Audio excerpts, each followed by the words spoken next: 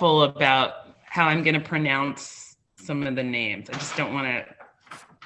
Is that okay if I mispronounce? Yeah, practice. It's not practice, okay, yeah. Angela. Thank you. Sure. And let me know when you think it's good to start. I'm ready to start anytime. Yeah, like I said, I just called Juan and he said he's coming. I think you should just go ahead and start. Okay. Welcome, everybody. Hello. Thank you for coming tonight. We'll call our meeting to order today, December 1st, 2022. We will start with the land acknowledgement by Angela. Okay. We acknowledge and honor the Aboriginal people on whose ancestral homelands we work.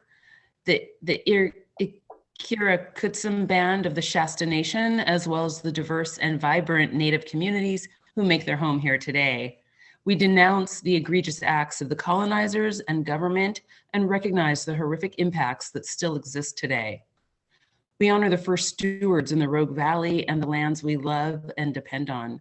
Tribes with ancestral lands in and surrounding the geography of the Ashland watershed include the original past, present, and future Indigenous inhabitants of the Shasta, Degelma, and Athabascan people. We also recognize and acknowledge the Shasta village of Huakaha, where the Crow lights, that is now the Ashland City Plaza. Thank you so much, Angela. Very nice. We'll move forward to approve the minutes from November 3rd and November 11th of 2022. Both of these minutes were attached to the emails that Ann sent out. Do I have a motion to approve? I motion. Thank you. Second? I'll second it. Thank you, Emily and Angela. We move on to report from I'm members. sorry. Wait, we need a motion. Sorry. We need to do a vote. Oh, yes. And I also need two motions, two Okay. separate minutes. Okay. Okay. Motion to approve the November 3rd minutes. Is there a second? I second. Thanks, Tammy. So we'll take a vote on the November 3rd minutes to approve those. All in favor? Aye. Aye. Yeah. Oh, we don't have a quorum, right? We do. We do? Okay. Minimum 3. Okay, Right. great. With Tammy here, we do, yeah. Thank you. Motion approved for the November 3rd minutes. Motion to approve the November 11th minutes. Is there a second? So moved. Thank you. All in favor? Aye. Aye. Okay, unanimous. Thank you. Motion approved for the November 11th minutes. Thank you, everybody. Report from the members of diversity events or trainings over the last month and upcoming. I'll go first, and then if anybody has any thing that they would like to report that happened within this last month or upcoming, please let me know. I will start off with there was a different group that had hosted Dr. Reverend TLC Avery as a guest speaker, who is the author of Dismantling Racism. And that happened about a week ago. And they had a really nice turnout. It looked like maybe 60 or so people. Gina Duquesne was there. I saw her, Julie Gillis of our commission. They had asked me to speak during the event. It looked like it was impromptu, but it really wasn't. They had scheduled me in before and asked me to come up along with, I think, about maybe 3 other people and then some people who volunteered. And Dr. Reverend Avery, who wrote the book Dismantling Racism, she started off with a conversation of what is your why? Like, why do you do the things that you do, or the work you do, or the way that you engage in your community. And I talked a lot about my grandparents and also the previous generations, 4 previous generations before me, who pretty much aimed to be invisible because they were either immigrants or imprisoned in the World War II internment camps, and then kind of So raised why their don't you go to children the agenda in a online? way to be invisible. And then so she asked different Can I do that? community members, what's your why, including Gina Duquesne, who also talked a So- bit about so if you could open up family. the- Wait, and community. Ann, mute yourself, please. Thank you. I'm talking to Juan, trying to get him in. Okay, but still. Precious is I hear talking. you, Emily. I hear you. Thank you, thank you. And then so they had a nice turnout. Dr. TLC, she really asked a lot of us personally, like, why do you do the things you do in your community? And then there was discussion, and it was really interesting to hear from other people, as well as have her talk about her experiences. Following that day, we had the candle vigil and remembrance of Aiden Ellison in front of his mural at the high school. And again, Gina Duquesne was there, and also Dr. Reverend TLC Avery. She gave a wonderful speech about Aiden Ellison. And we also had the Truth to Power students and Shane Abrams all present. And it was a wonderful way for us to continue to remember, and hopefully continue to remember Aiden Ellison, and also the way that we can continually improve upon our work in the community, and the way that we come together. And I also met with Joe Lissard, our City of Ashland man. Precious, hold on, I have a question. Sure. Okay, go back to the evening meeting. Yeah. With Dr. Avery. So what I wasn't clear on about that meeting is, what was the purpose of the meeting? And sort of like, where I heard what you were saying about, what is your why, but what was the overall objective of the meeting, if there was one? I could give my opinion, and then Gina, if you want to jump in too.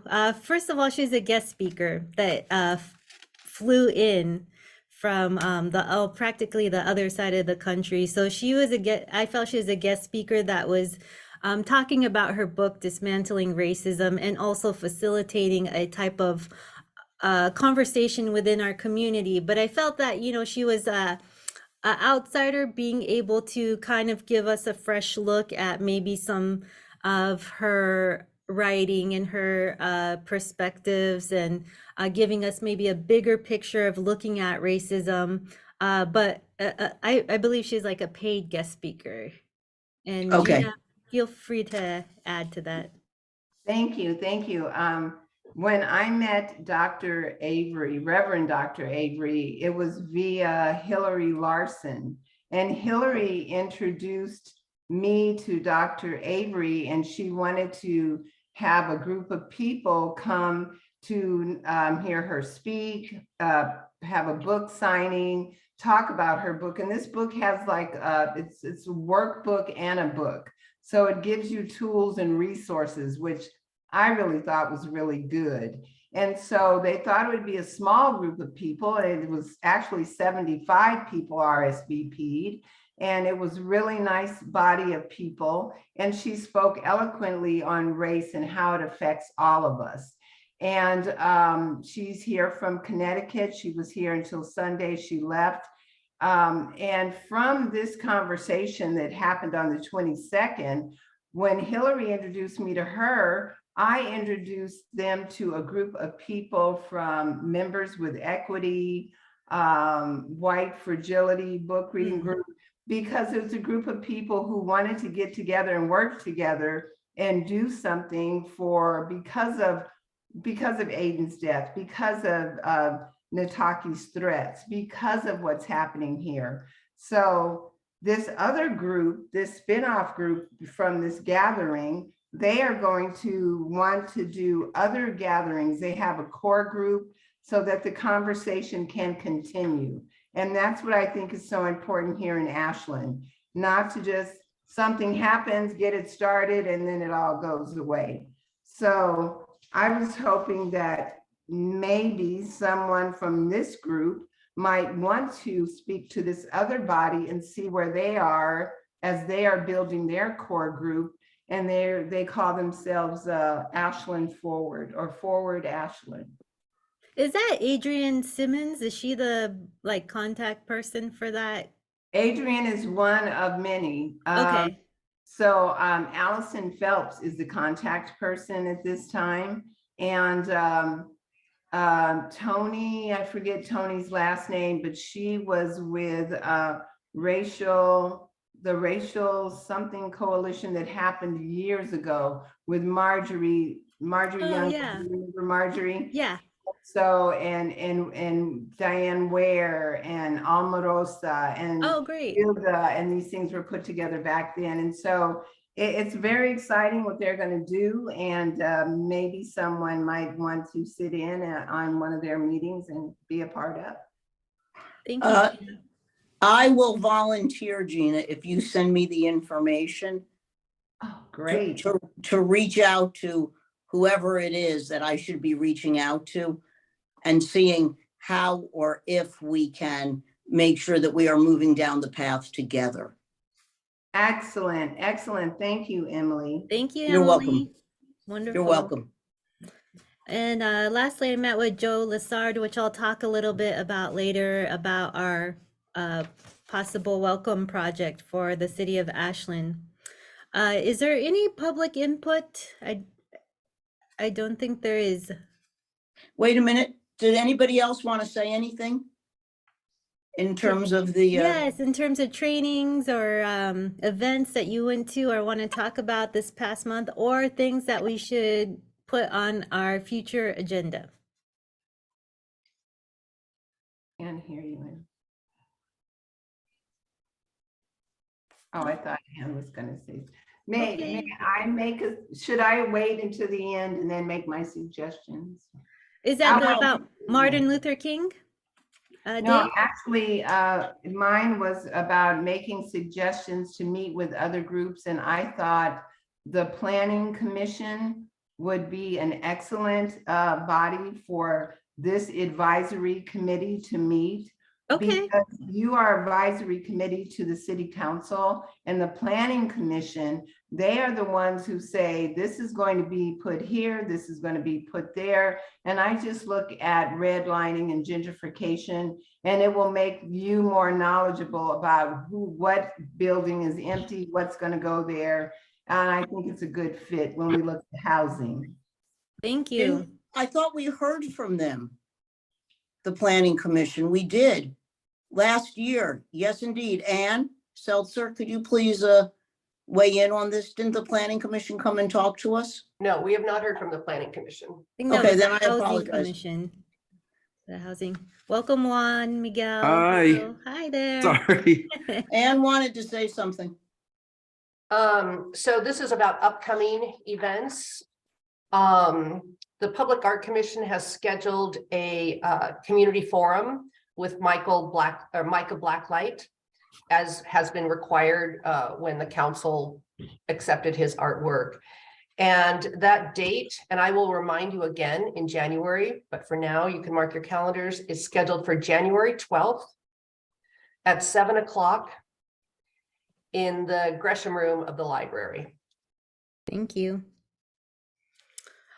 This is also a good time when, in talking about events and upcoming events, to think of Martin Luther King Day. If there's anything that you would like to do, please let me know as soon as possible. Please let us know as soon as possible. Or if there's events, Juan Miguel and I, we've already started talking about 2023 and possibly doing something for Asian Heritage Month, which is in May.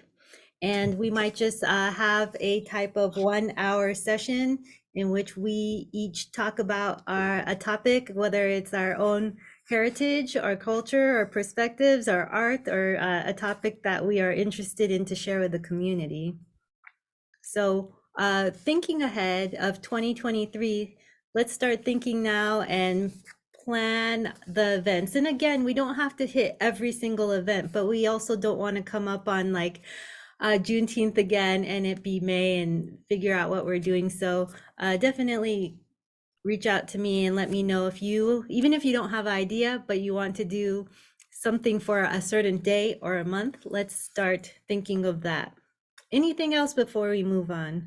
Yeah, I'm just gonna follow up on what you said, Precious, about MLK Day, Dr. Martin Luther King, is that because it's so soon, this is our next meeting's gonna be January 5th, and then I think the holiday is January 16th, so there's like no time in between.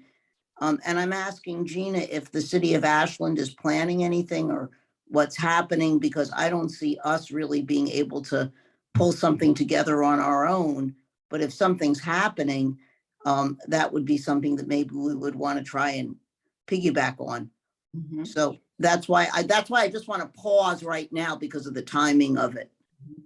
Great pause, Emily. No, the city is not doing anything for Dr. King. Also, I received an email some time ago. I believe BASE has to pull out the celebration for Dr. King. So to my knowledge, nothing is happening for Dr. King.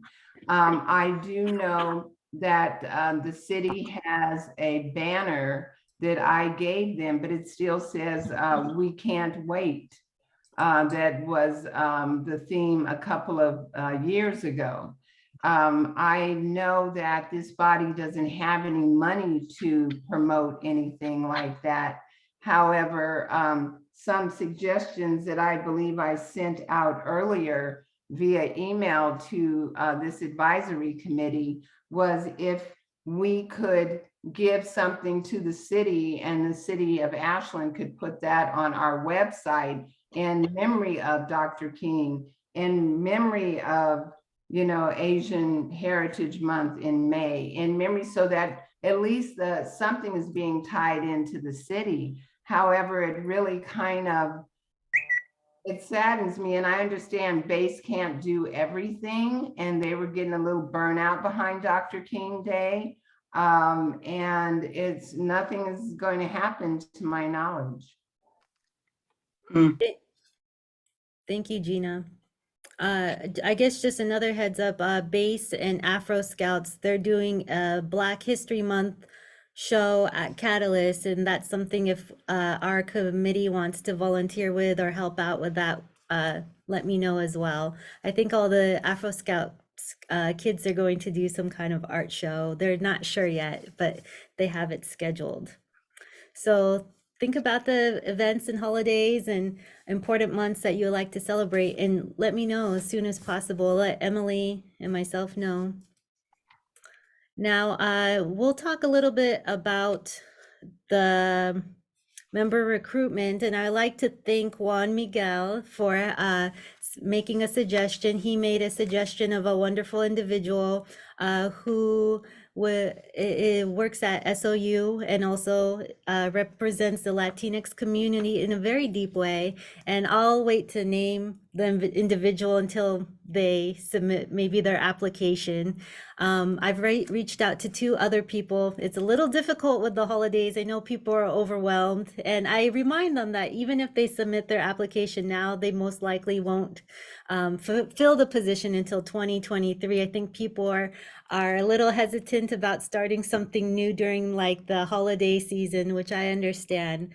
But yeah, thank you, Juan, for your suggestion. And I encourage all of you who, if you think of someone that is active and would be a great member of our committee, to forward their names to me and I will reach out to them.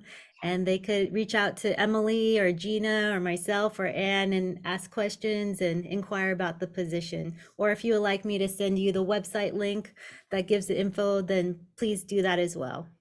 But I feel that, we've been so lucky to work with Angela and Juan, our new members. So we're hoping to have more great members. And Emily, I think you wanted to. Yeah, wait, because I don't want us to go by it, Precious, and not get back to it. So I want to go back to the suggestion that Gina made because of when Dr. Martin Luther King's Day is coming up, because I really have to express before we get off it, my profound disappointment that the city of Ashland isn't doing anything at all. So and I understand Base will be doing a video. I just spoke to Vance today, but that's it. So my question is, because Gina had suggested that somebody just write up something, anything, I think, about Dr. Martin Luther King, to see if we could at least get it on the website. So my question is somebody in this body willing to take it on to write something, even about like who he was or the city of Ashland, maybe even mention us, mention Serge as part of doing that? But I will think- definitely do it, Emily, because I'm Thank just so you, Tammy. I'm so disappointed to hear that they have absolutely nothing planned. Like, I'm in shock.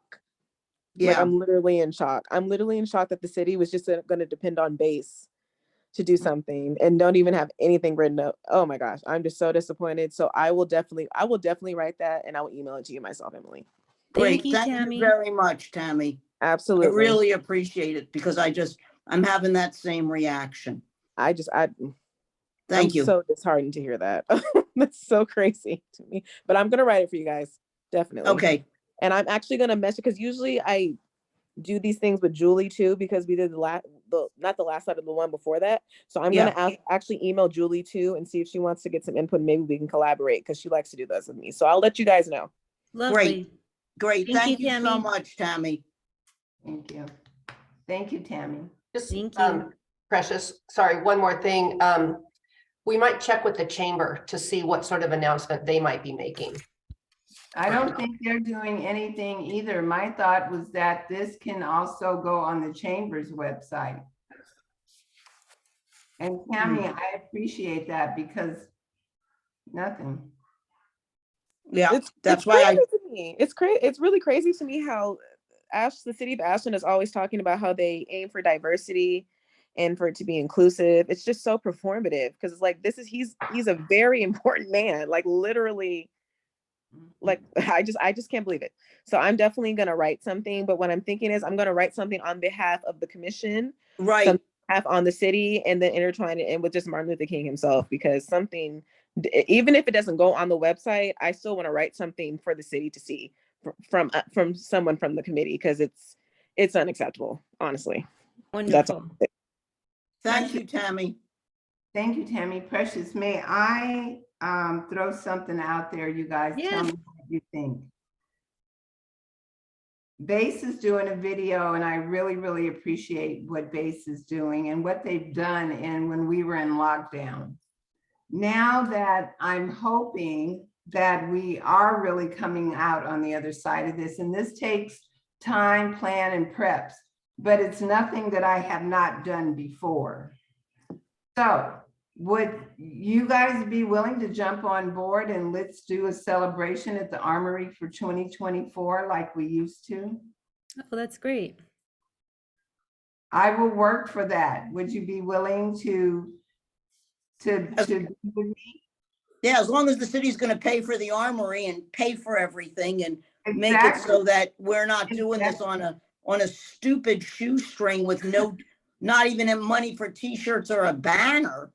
No, you know what I'm gonna do is I am going to get the key players. Before, we used to work with the chamber. We used to work with OSF.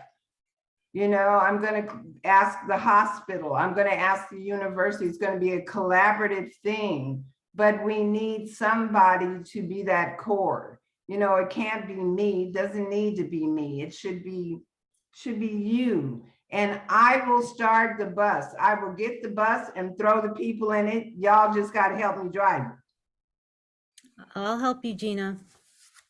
I'm the worst driver in the world with a bus, but I'm a good driver every other way. And I'd be Okay. glad to do it, Gina, as long as it's not some little stupid Mickey Mouse thing. I'm being really honest. No, Where, no, like no. I said, not even any money for t-shirts and a banner. I know. Okay. No, I just needed your support. That's all I need. I got this. I'm happy to help too, like anything you guys need. Thank you. We can do this. Thank you. Yes, thank you. Thank you. Any other events or any other input from anybody before we move on? Yeah. I just want to say, even with the letter for MLK, if there's something going on and you guys want to kind of promote it before it happens, let me know, because I'm happy to help promote that too. Thank you. Thanks, Thanks, Angela.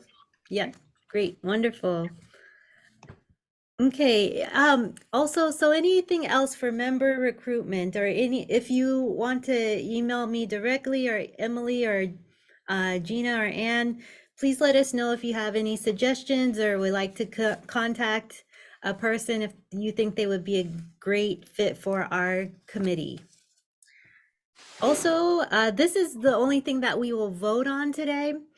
We are going to revisit the topic of having our meetings in 2023. I'll let Emily, she wants to talk about this topic of hybrid, live, or Zoom meetings. I just wanted to make sure that everybody is comfortable at this point in time proceeding with Zoom meetings only. There is I'm just going to summarize for people the positives and negatives that I've heard about this in less than 2 minutes. Okay. The positive is how convenient it is, because it doesn't matter where you are, you can get on Zoom and you can have a meeting. Okay. The other positive is we have enough problems with quorum anyway. And it means then that we have increased our chance of a quorum. This is Zoom only. The third advantage of Zoom only is everybody's equal in their own way. So if you go hybrid, then the people who are live are sort of more important than the people who are on Zoom. It's a basic psychological thing that I've seen in many, many circumstances. I do a lot of hybrid teaching, so I'm pretty aware of that. The disadvantage to going Zoom only, there's another one. There's another advantage, which is health issues. So in terms of the COVID numbers and the flu numbers and I think an RSV, which I'm saying wrong, shooting up, it's a way to keep ourselves healthier. Okay. The disadvantage is we don't get to know each other.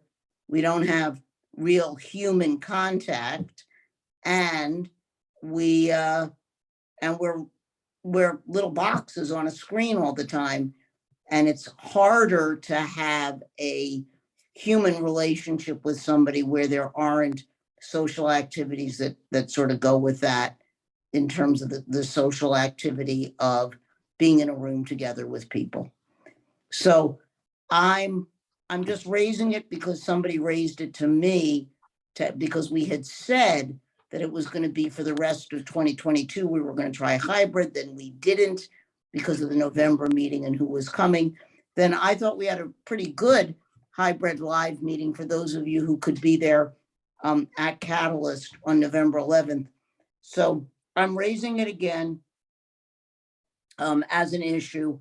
And I just sort of want to get people's impressions on it. And if we're happy with how things are going now, I'm fine letting it ride. I don't have a huge dog in the fight. I'm just raising it because some members have brought it up to me.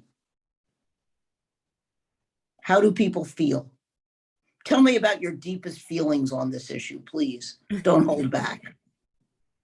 I think the thing is, Zoom is so convenient for me personally, but I really wish that I can like see you guys face to face from time to time, because I saw Julian passing at Safeway one time, and I know Emily has seen like my fiance, but it's like it's just nicer to sometimes have that, talking to Precious. Precious is right here, because a lot of you guys, I haven't even met you guys in person. So, I mean, I get that. Maybe, I don't know if this will work, but maybe like next year we can like all commit to like one meeting in person and then have everything else on Zoom. Once a season or something. I know Yeah, that. just because I just never, especially with COVID going up and down, like I just never know when it's really going to be like safe for us to be around. Sure. But I mean, I'm wearing my mask at work anyway. So, maybe that could be a good suggestion. Doesn't mean like committing to one time. Yeah, Nice. good idea. Good idea. Anne, So I'll just tell you that we have been working, and I had a technical run through We can do hybrid meetings from the large conference room here at the city. So that technology is all in place to be able to do a hybrid if necessary, if we want. Thank you. I like that. Thank you for the suggestion, Tammy, and the information. Ann, does anybody else want to be heard on this? Yeah, I agree with Tammy. I think it'd be nice, like right now with every COVID going up and RSV, and like you said, it is a great equalizer in terms of who's heard. But it would be nice, like regardless of whether it's a meeting or we have some kind of a mixer, it would be nice to see everybody in person on occasion. But I'm fine with all Zoom meetings too. I'd like to like go with Precious's suggestion of once a season, so maybe 4 times in a year that we can be together face to face as a group. Thank you. Yeah. I think, well, this is what I'm hearing. Has everybody spoken on this who wants to? I'll just Precious, add how one do you more. feel? I'll just add one more thing that I felt that Emily and I being able to meet together as co-chairs really helped us to become co-chairs and become get to know each other well. I feel like it would have been more difficult if we had just been on Zoom the whole time. I also know that when I met Juan, that it kind of brought the idea of to life to invite him on to our committee too. So there are things that come about, and Angela I had seen in person many times, but there are things that come about when you are in person, and I hope to meet Tammy one day too. And also when we have had our meetings, like informal type of get-togethers, like in July this year, we shared all kinds of stories that wouldn't have necessarily been shared on Zoom, which was also nice. So possibly maybe a once a season get together or meeting. Okay, so I have a question then. Do we want to, if we're going with the once a season, do we want to have that be a separate sort of special meeting? Because our business meetings are really jammed. I mean, they're really chock full. So do we want to just say it's a social time once a season? And then, for example, in the spring or the summer, we could do it outside. I'm just making the suggestion if somebody's willing to sort of, put this together or have it happen that way, and then have us continue Zooming except for the social meeting that we could then notice as a special meeting and see if anybody wants to weigh in with us as the live meeting. It's just a thought. It's just an idea. I'd be happy to host a live meeting here at Gambrel Gallery. Wonderful. Yeah, coinciding with the show, or just like as an because we're also an event space, and we have so much real estate and space, like outdoors most especially, to have like a nice get together, and I'd be happy to organize that. Thank Wonderful. Sometime in the future. you. Yeah. Thank you. I just want to throw this out there. My fiance and I are getting married next year in April 20th. So if you could just not do the in-person meeting like in April, because I won't be there. Congrats. I'm just letting you guys know. Well, in April, Noted. I'll be getting married. No April. Mazel tov, Tammy. Congratulations. Yeah, same thing. We could use Catalyst too as a meeting space. And thank you, Juan. I think you have I've been to Juan's the Gambrel Gallery, and it's beautiful and a great meetup space too. So yeah.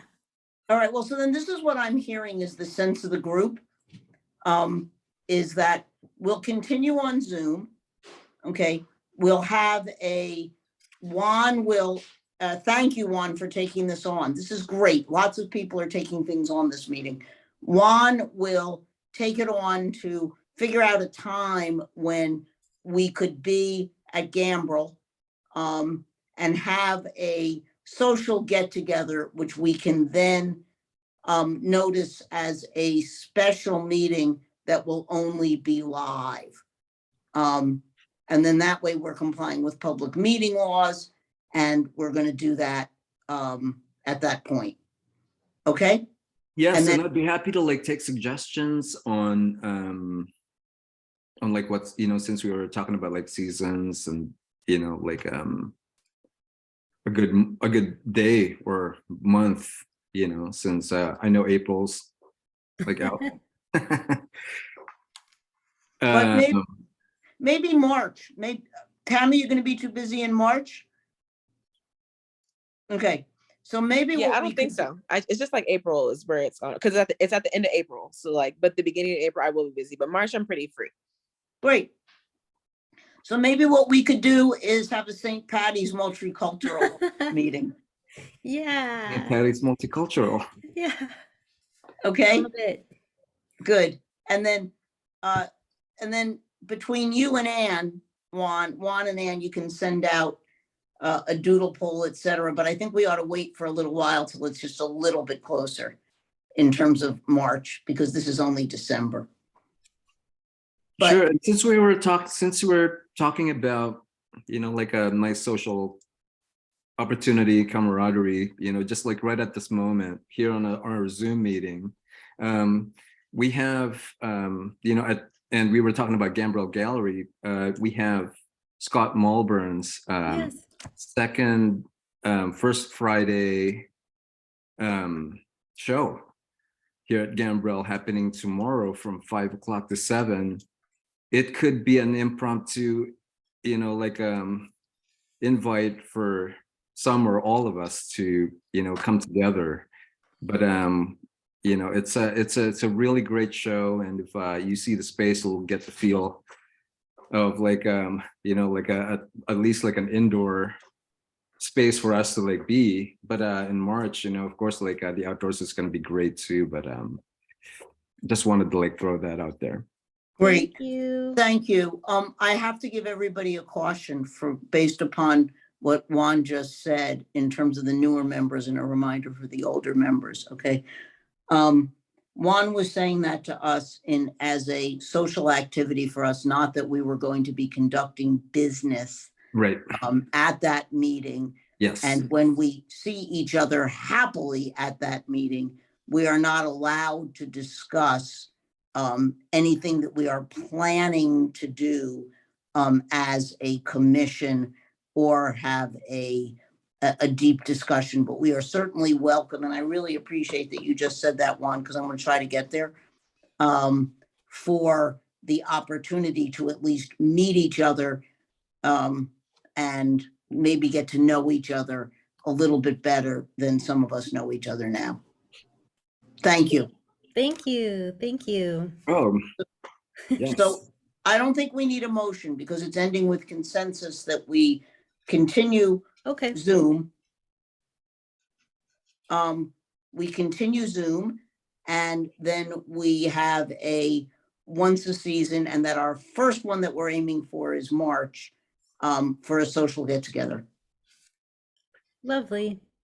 Great. Thank you. Anything else before we move on? Okay. Now I'll talk a little bit about the welcoming project that I've been working on with Joe Lazard, our city manager, and this has been kind of a speedy type of initiative just because he needs to get his budget in and kind of get a basic plan before the end of the year. So we were approached, our committee was approached with the possibility of having a welcome project. And definitely, if anyone wants to participate, I'm open to working with you at any time. I met with Joe Lazard a couple weeks ago before Thanksgiving, and I just really wanted to learn about what was he thinking in terms of a welcoming project.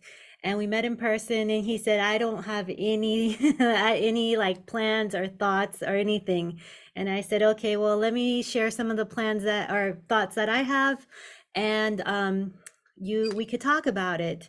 And so what kind of the basic outline of the welcoming project. That's what I wanted to learn about from him, was like, who are we welcoming, or who are we hoping to welcome? And he was thinking, he didn't have a clear idea, but he was thinking possibly new people or people coming into Ashland. I really tried to emphasize to him, if we're looking at welcoming like marginalized identities coming into Ashland as tourists, or just in general, that we really have to create a stable and firm welcoming with the people that are already here, the marginalized identities that are already here. We have to have a strong foundation. So we have to be looking inward and outward. And I came up with 3 different possibilities of how we could do that. And then 2 minutes before the meeting, he sent me this type of proposal. But let me just summarize these 3 ideas. One of them was a type of reception of once a month, just for like an hour or hour and a half, different businesses that are BIPOC, LGBTQ or marginalized identity owned or managed can host a type of 1 hour or hour and a half reception where they just invite the community in to learn about their business and learn about who they are. An example would be that as a BIPOC business ourselves, we work with Red Zone, you know, the sports bar, and we had no idea that the owner, he was from Nepal, and we met another individual in Ashland who's from the same village in Nepal. So like all of these different people who come from interesting cultures and have had really fascinating journeys to Ashland, like from Nepal to Ashland of all places. This is just an example of different ways that we could learn about our community without having to give. I told Joe that I did not want to give like a lot of trinkets and paper and like have business owners feel that they have to like give a lot of free stuff. All they need to do is invite the community in for like an hour reception, and the funds that Joe is talking about could go towards, you know, coffee, tea, cookies, whatever, finger foods or whatever, to these different businesses once a month. So we're not, the business owners are not doing something that is far out of their reach, that is not a whole lot of work, but also informing our community about all these different businesses. They don't have to be owned particularly, but even managed by different marginalized identities. And it helps the business owners or managers, and it also helps inform our community. It also helps tourism. And we would have a type of like brochure that gave the like January, February, March, the different businesses that would be featured every month, and like a 1 little paragraph and photo of who they are. So that was one idea, and he liked it a lot. The second idea was more inward facing, because there are a lot of, I've been here for 9 years, but it's taken me a really long time to actually find all the different individuals who represent different cultures, and that inward facing, looking at beyond the demographics of not just who we are like by numbers, but also who has been here for generations, what families have been here, especially like BIPOC and LGBTQ and marginalized, what people have been here for generations, how many generations. I talked to Lawson Anada. He is one of the 5 poet laureates of all of Oregon. He's Japanese American. And it's very interesting when you hear his narrative, because he talks about being the second Asian American person in all of Ashland, you know? I don't know if actually that's correct, but it's interesting to hear people's stories. And when I think of the Florendos, like Brent Florendo, Hava Florendo, again, they're a 3-generational family here who have done a lot of work, but maybe there's not a lot that has been documented about all the work that they've done. So I really am trying to get Joe to have this type of documentation to help us, help other people, businesses, to see who has been here for generations, how many of different, or what are the different cultures, who owns different businesses or services, that type of thing, inward facing. So we should know about each other. And he was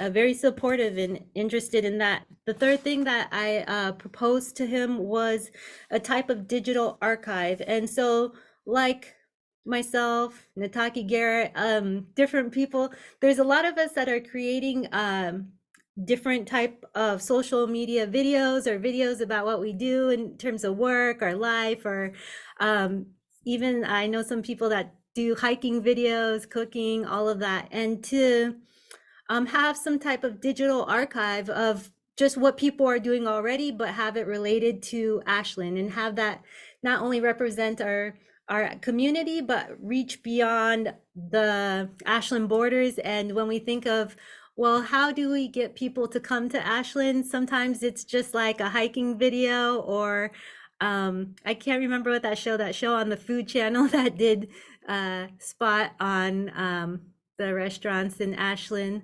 those type of things. And a lot of us are already creating videos, so being able to put it on a website. And so Joe and I talked about that. He was very excited, and now what he's doing is putting these proposals forth. We're not yet identifying the exact organizations that we're working with. We're having another meeting next week, and we will start to identify how we'll actually put these different ideas and link them with different organizations or platforms or people, and so forth. And let me just catch up with the comments.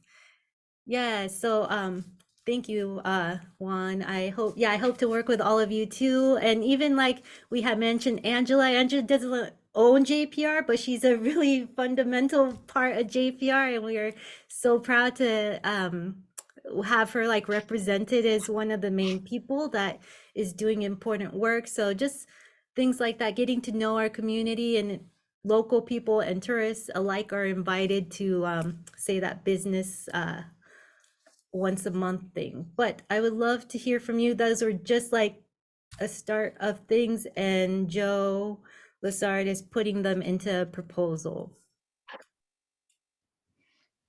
Precious, thanks so much for doing all that work, and it sounds really exciting and really good. I guess my question is it all of those proposals that you mentioned sort of put together, or is he looking at one over the other? Are you asking us which ones we think would be the most exciting and or the best, or is it, I'm just sort of like looking for direction from you for what kind of feedback would help you at this point.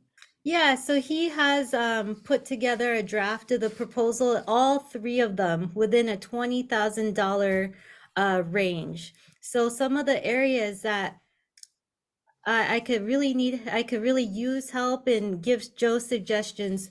One is what businesses or organizations would you like to see on that type of organization, BIPOC, LGBTQ reception calendar? Even the ones that people that are here today, you are all people that are working in these different areas. But if there's like a business that you're like, oh, you know, this person comes from an interesting culture, they have a great story, but the community doesn't really know about them, please suggest them to me. Another one that I was thinking of is Luna Love, Amber. She's Japanese El Salvadorian. She has a plant store that's kind of near the co-op and has a great story. And but you know, sometimes people don't know about her unless they live in that area. So those type of things, if there's businesses or people that you'll like to suggest, please let me know. And please don't be shy to suggest yourself or your family business. The other thing is, I mentioned the digital archives, and just I have the people that I follow that I know are doing things, cool things in Ashland, posting interesting videos, but please let me know of great influencers or people doing interesting social media videos that you know of that you would like me to suggest. And thirdly, we are still kind of looking at the different ways of doing research, of getting a deeper understanding of not just like demographics by numbers, but people who are willing to share their story about living here for multiple generations in Ashland. If there's people that you're like, wow, they need to tell their story, they have been just such a fundamental, important person or family in Ashland, please send those to me as well. Because again, I have my network, but I know that there's far more people that each of you are connected with that probably have amazing stories and have done a lot of work, but maybe have not been like highlighted. So those are the areas that we could build upon. And then I don't know if you want to add anything, Anne, because Anne, she's also been part of our within our conversation as well. Nope. Okay. I have a suggestion. I think that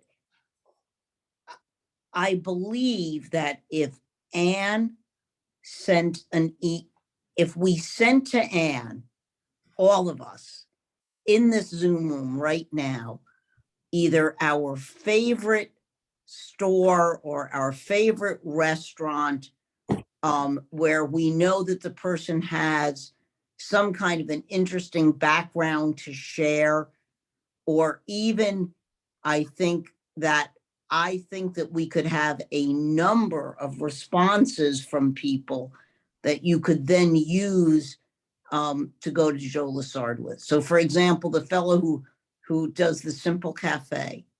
Okay.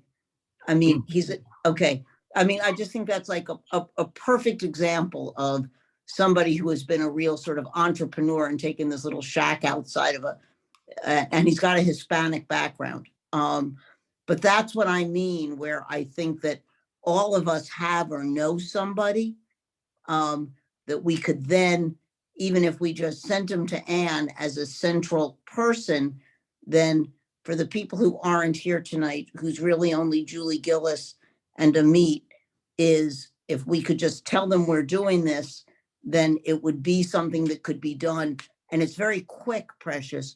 So it could be essentially done like that. And I think that everybody sitting here staring at me right now would probably shake their heads. Yes, I would be very glad to do that and just send something to Anne with the name of a store or a restaurant or a person who you think would be good. Am I right, everybody? Yep.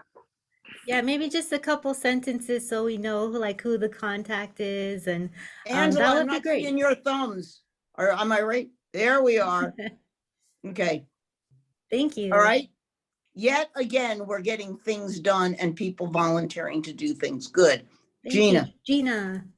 So I have a question. I love your suggestions that you put forth, Precious. I love the idea of reaching out to people who are in the BIPOC community, in our community, and putting that out there so that others know. We have people who are owners and managers and businesses and great places, and we are here. I love that. That gives me joy. And in doing this welcoming, how is it going to be implemented? Did you talk about that once, like Emily said, everybody give your favorite person, a person who tells a story, or, to know that we are here and this is what we do. Then how is that welcoming going to be implemented? How are we going to use this? And the reason why, the more I know, the more I can push on council. So if you can tell me a little more.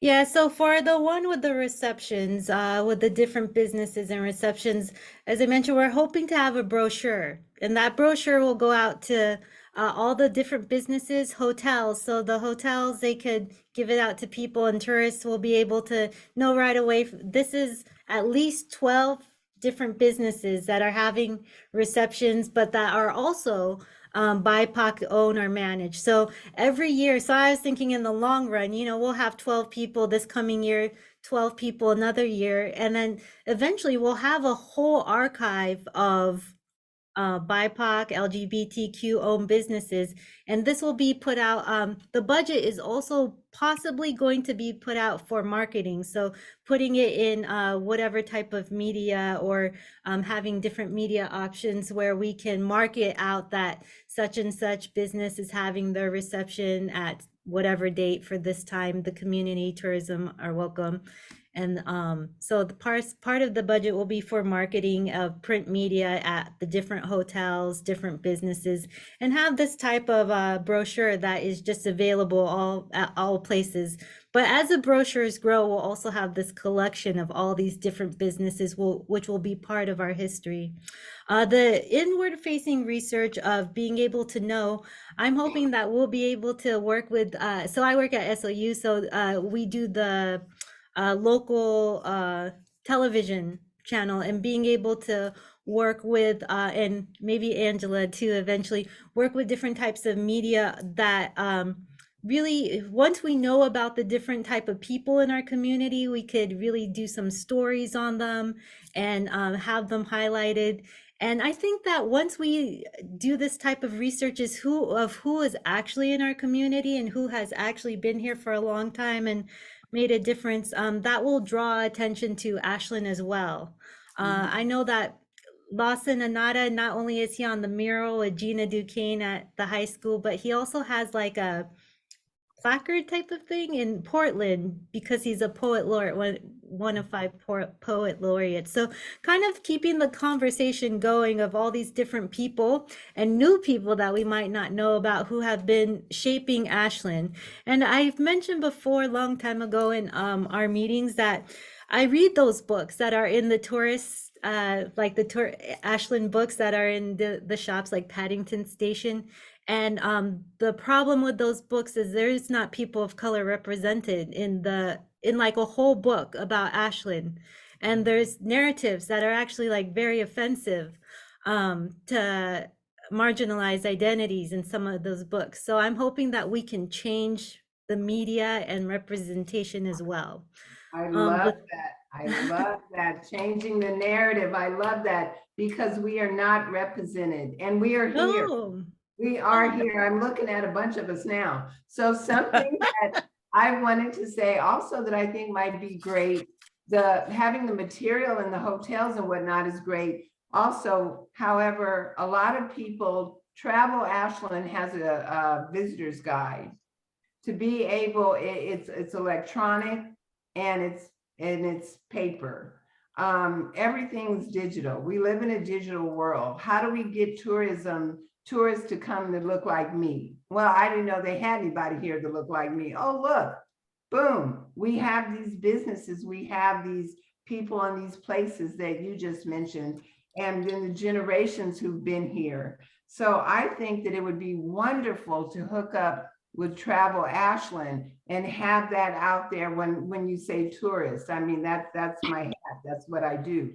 So I think that would be awesome to be able to see if they would like to be a part of this. So as you build your material, let me help you to do what you all do so well. Thank you so much, Gina. Yeah, Anne mentioned working with the chamber and working with Travel Ashland. And, also I was telling Joe with using part of that budget towards marketing, just having a one full page in the OSF playbill of all the different, the 12 different businesses that we're featuring. So part of that budget could go to marketing as well. The digital archive one of having a space to highlight and show the different videos that people are making. We might also be working with the Chamber of Commerce since they already have a platform that tries to represent our identities. So we're in conversation with that as well. But I think that, first of all, being able to see our diverse selves, but also representing our beautiful, diverse businesses and people outwards, and having that be part of what brings people in for tourism is one of our initiatives and foci. But also we have to really highlight and have the people who are already here feel that they are welcome. We're here, but we also continually should feel welcome. So any other suggestions, any ways that you want to help, reach out to Anne, myself, and I have a meeting with Joe next week. So anything that could be presented to him before then is helpful. Okay, thank you. Are we ready to move to the next topic?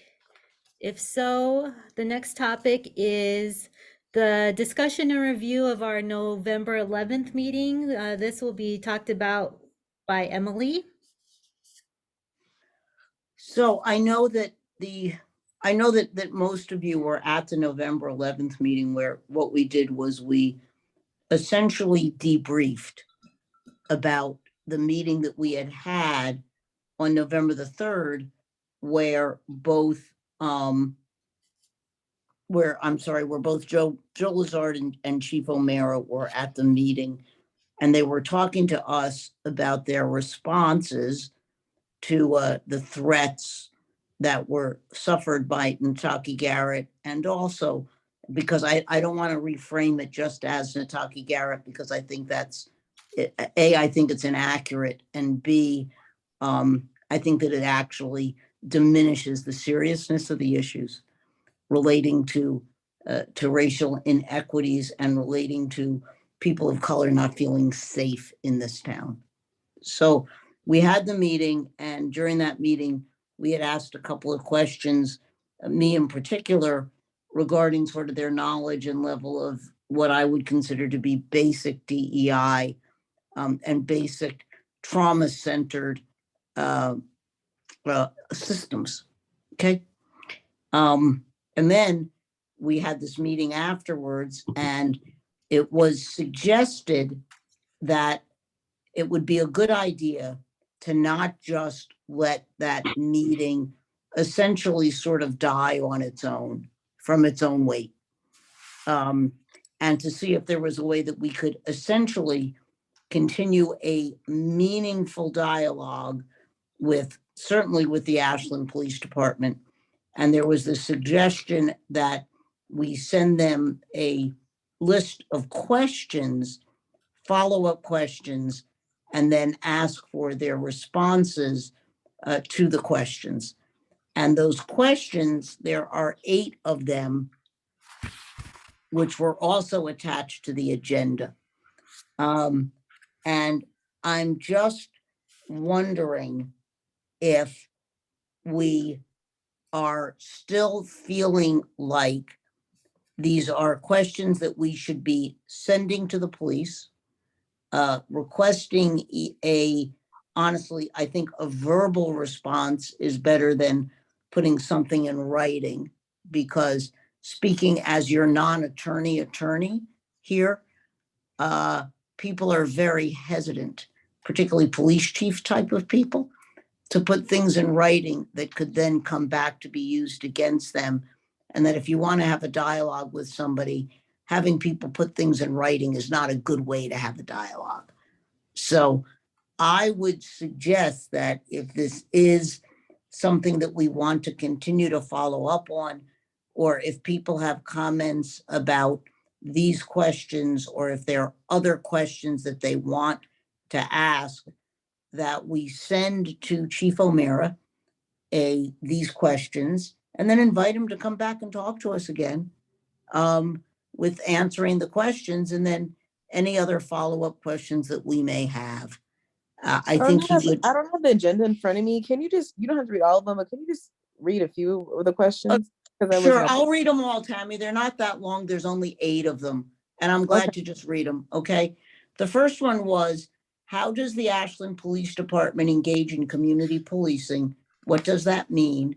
The second one is, what type of training do officers receive that teaches social justice, race relations?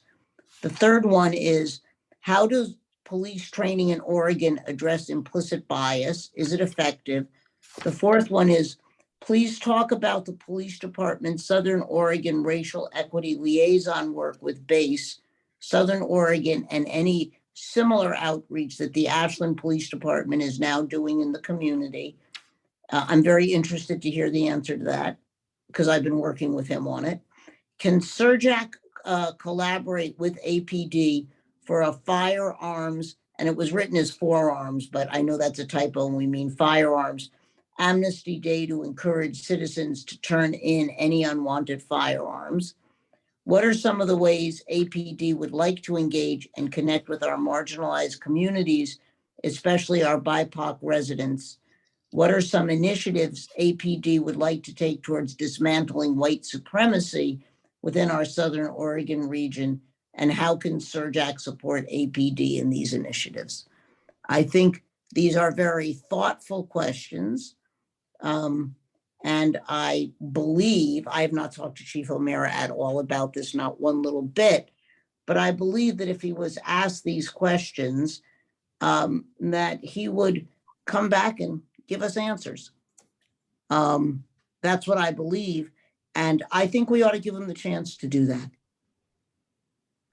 I think so too, because especially from the meeting, I don't know if this was just me, he seemed very defensive with some of the questions, because I know particularly it was like me and you asking a lot of the questions, and it seemed kind of like just like, well, we do this and this is not our fault. They don't want to work with us. The community doesn't want to work with us. The community doesn't want to work. And I'm like, there's a reason that especially the BIPOC community does not want to be aligned with any police department. That's just not Ashland. It's any police department, period, across the United States. The relationship that the police has with community members, I'm just going to say Black because I'm Black, and the way that my fiance and I were treated when we first moved to Ashland from the police department, getting pulled over like in the first 6-7 months, like almost 10 times.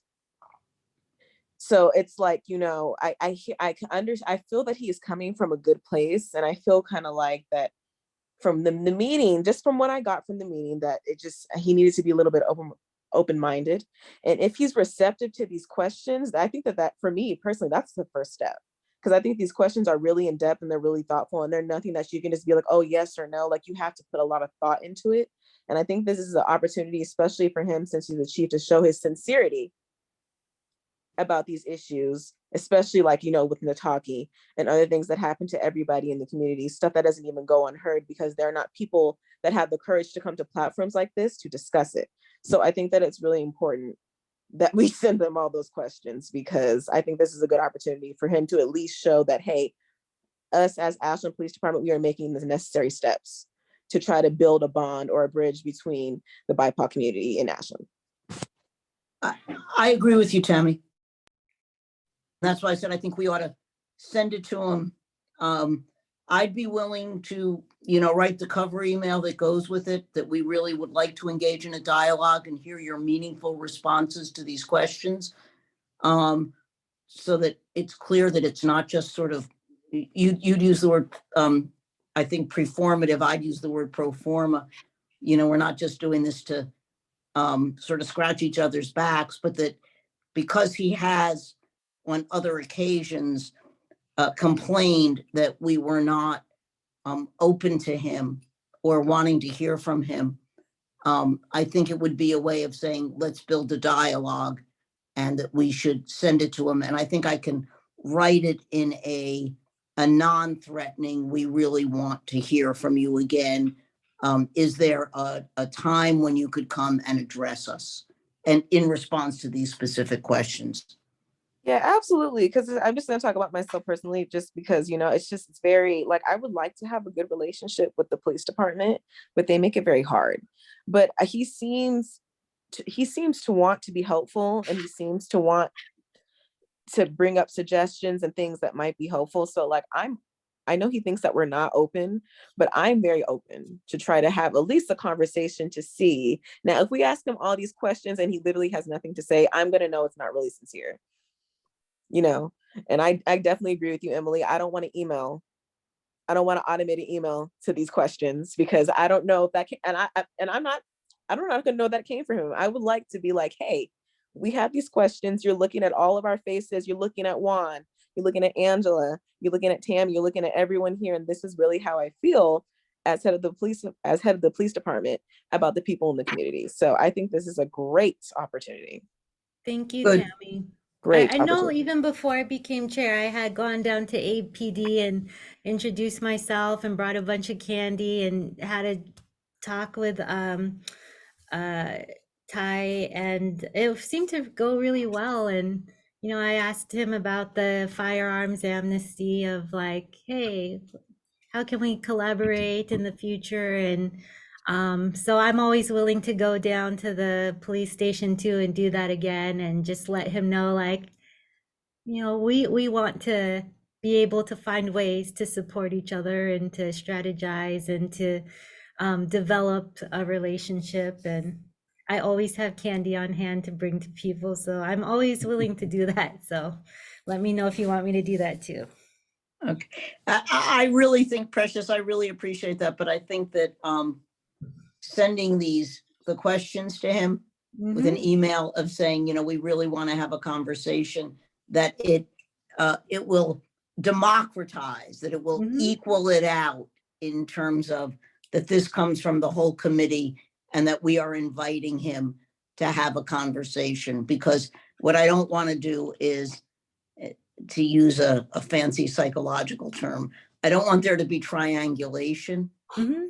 So I don't want him to think that this is only coming from you or from Anne or from anybody who wants to have this conversation, but that we all want to hear from him and have him confer with us.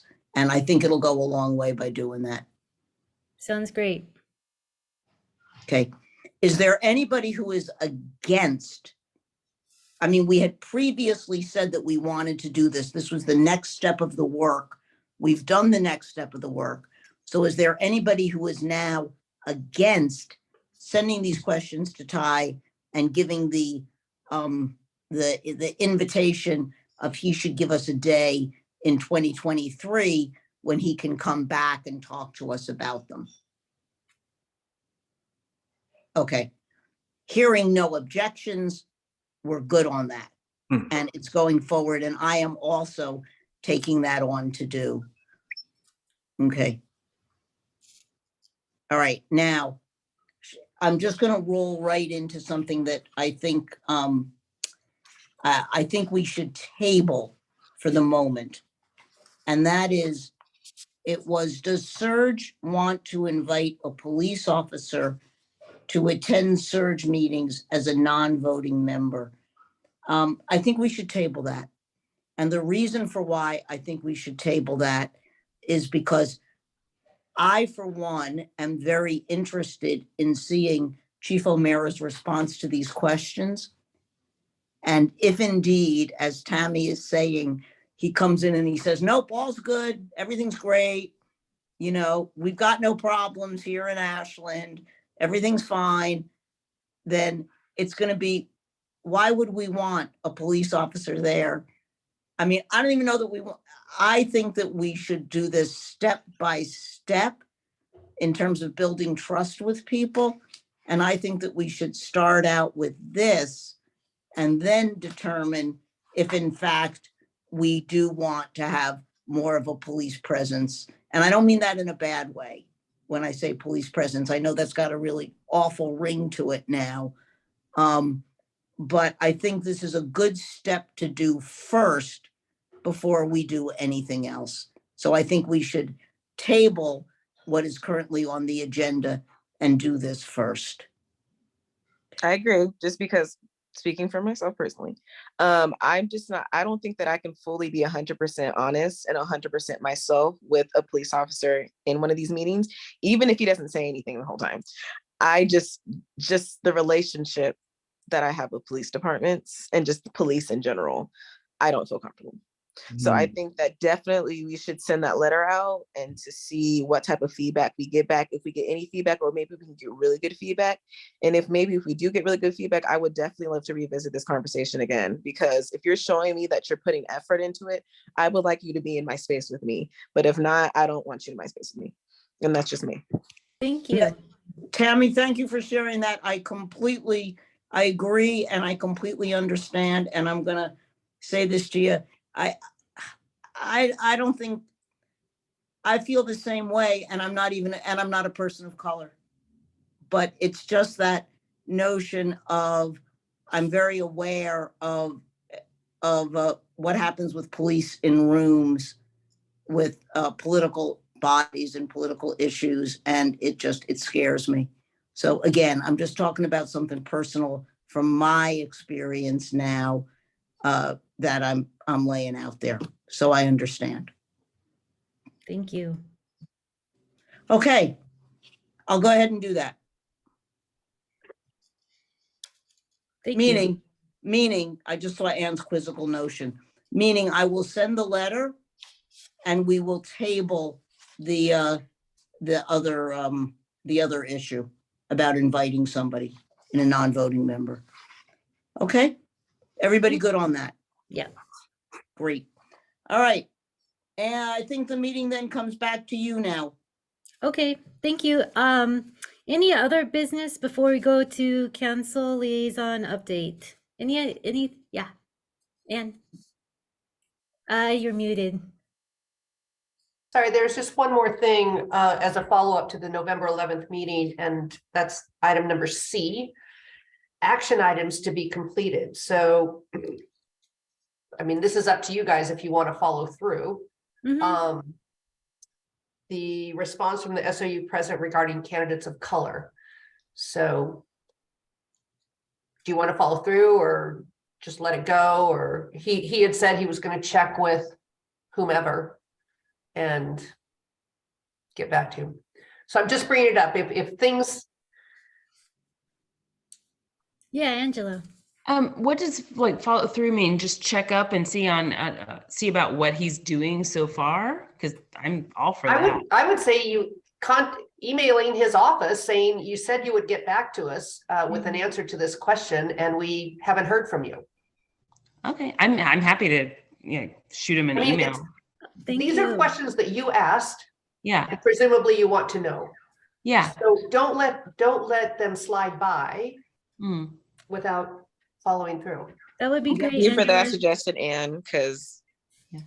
should we all send an email or should it just be like one person and Just then like one, probably. then sign the committee? On behalf of all of us. Yeah, Yeah. Yeah. thank you. Yeah, Okay. thanks, Yeah. Angela. Sure. Okay, thank you, and thank you for that, Anne, too. Any other business? If not, we'll move to the council liaison update. And Gina, you're muted. Yeah. Oh my goodness. Yay. So anyway, I already emailed everybody. Thank you. information, because sometimes I know we get inundated with things. However, something that I didn't share is that on January 23rd, fingers crossed, hopefully the city of Ashland will be having its first town hall. Mm. And of course, everybody will be masked up. It's supposed to be at the Armory. We don't have a set time on it yet, but it'll probably be after 5, allowing everyone to, get off from work. So I look forward to that. It'll be our first town hall. Also, I did speak to a student, and I will email her and send her the application and the information. I believe this committee does have the ability to have a student as part of the advisory committee, and she is with Truth to Power. And I have to tell you, this young woman, when I heard her speak, she blew me away. And I was like, who are you and where did you come from and who's your mama?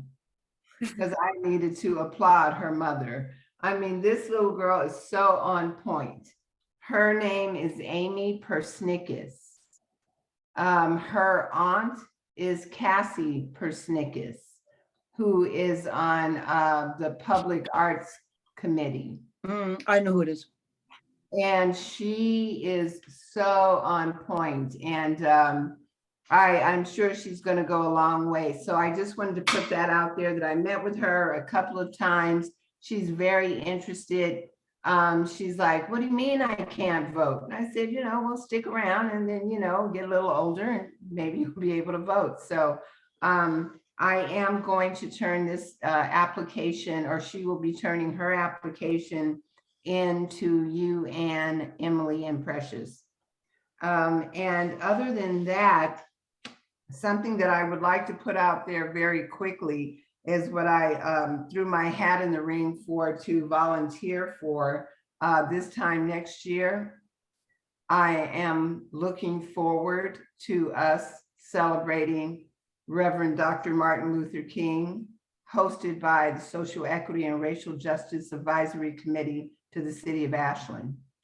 I am putting myself behind this. I was making notes and I'm on this. And I thank you for your support, and we're going to do this. Thank you. Right on, right on. Thank you, Gina. We'll start to wrap up. We're hoping to invite the Ashland School District Superintendent in the following meeting or in the future. Is there anything anyone else would like to announce before Yeah. we wrap up? Yes. I have a couple of things, and that is, Mayor Akins had asked to Yes. present to us an ordinance that she is considering introducing to the Ashland City Council regarding the unhoused and regarding essentially what amounts to non-discrimination against the unhoused and the way in which our issues intersect with the unhoused. Now, I do want to tell you that I double checked the ordinance itself, and the ordinance itself does give us the authority to treat the unhoused sort of as one of our subgroups, okay, as a marginalized people, essentially. So I just, Mayor Akins sent this on, I think it was probably Tuesday, and I just wrote her back and asked if it was possible for her to come and speak to us at the next meeting. And I have not yet heard back from her. So hopefully in January, we can have Mayor Akins addressing us regarding this issue and in terms of what's going to happen with it. So I just wanted everybody to be aware of that. Thank you. You're welcome. And then the other thing I want to do, because a lot of people volunteered for stuff today. So I just want to sort of go through my own little notes as to what people volunteered for, in case you volunteered for something and it's not on my notes. I just sort of don't want us to leave until we all know what we're doing. Okay, so Gina has clearly just volunteered to do the 2024 MLK Day and is going to send to Emily, who is then going to respond to it by sending it to somebody, the person who's responsible for Forward Ashland, so that we can continue to work with them. And Gina, they may be a very important thing for 2024 MLK. So that was on my list to do. The other thing on my list to do was to send the list of questions to Chief O'Meara about him coming and addressing us again. Tammy was going to write about the issues relating to how can the city of Ashland not be doing anything for MLK Day, making it short, Tammy, when I just said that. And I said that I would be certainly willing to work on giving that an edit and letting, and you were going to, Tammy, reach out to Julie Gillis to see about her helping. Juan said that he would be responsible for having a social gathering at the Gambrel Gallery. Sometime we had talked about in March. Precious is going to continue to do all of the wonderful things that she's doing with the welcoming committee, and we all agreed to send an email to Ann Seltzer with our suggestions of an interesting person, store, pinup, something for the once a month person for the welcoming committee, of somebody that perhaps could be featured who otherwise really doesn't get noticed very much by the city of Ashland. And Angela was going to Angela was going to follow up with the SOU president. And my understanding is that it was Ann who was going to invite the Ashland superintendent school district and or ask somebody in the city administration to do that, but that's within her bailiwick, and also invite the planning commission to come and see us. Okay, what am I missing? Somebody, anybody? Did I get it all? I think so. Emily. Wow. Wow. For anybody who thought I wasn't paying attention, huh? Oh, wait, sorry, just the last thing about emailing the president of SOU, right, Ann? Now Angela's gonna do that. Angela, okay, okay. Yeah. Okay? Everybody good? Great. Well, for those of you for whom this is a holiday season, okay, and I notice now that the words that are used are the winter holiday season has become sort of like the buzzword for this time of the year.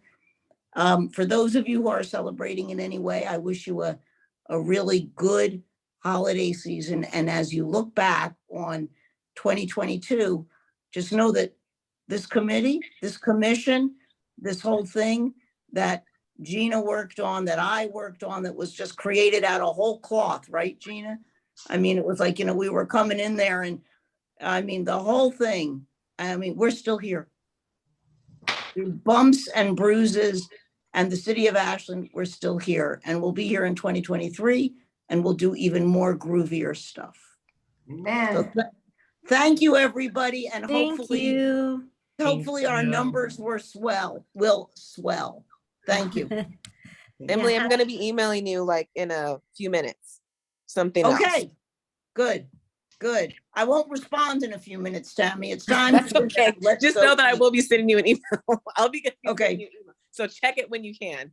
I will. Thank you. Thank Okay. you so much, everybody. And yes, thank you. And happy winter holiday season and New Year. New Year is a big part for a lot of different cultural backgrounds. So happy New Year too, if I don't see you before then. And thank you for all of your work. Yeah. Thanks, everybody. Great You meeting. guys. Talk to you later. Everyone.